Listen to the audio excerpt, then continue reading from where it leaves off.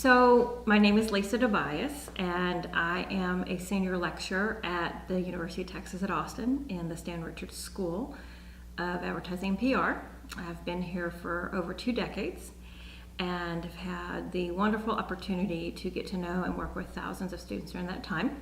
I actually was a graduate of the same program quite a bit longer ago than that, and had the idea of starting a specialized program in the area of media back then.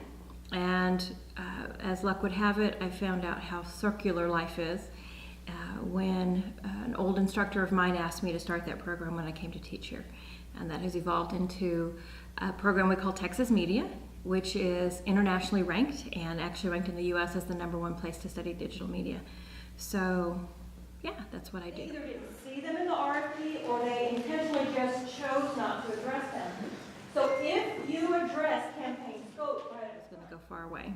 And it didn't take me long to figure out where I wanted to go, because my freshman year in my intro to advertising class, my professor introduced me to a company called Leo Burnett, and I drank the Kool-Aid really fast. I basically stalked them as a company for about 4 years, bothered the recruiters, and when I was a senior, was lucky enough to be able to interview with them and got the job. So I got to move to Chicago, which is probably my first love city outside of Austin. So it was a very different world than what I had experienced here. And in fact, my grandmother told me that I was going to be killed by gangsters, and was really nervous for me. So I can tell you some stories real quick. First of all, let me point out that when I went to school, being from Austin and going to UT, we didn't live away from home. So moving from Austin to Chicago wasn't just a move out of the city, it was the move out of my home. So it was like what a lot of students experience now when they're 18, but I didn't experience that until I was 21. So huge change from living with mom and dad to living by myself and in Chicago. Actually, I can tell you it was a huge culture shock.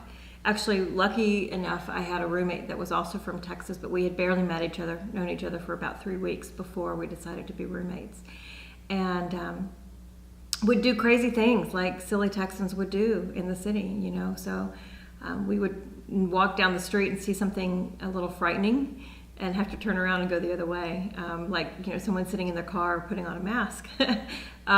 There was that for sure. So, there are a lot of awesome opportunities I had right off the bat.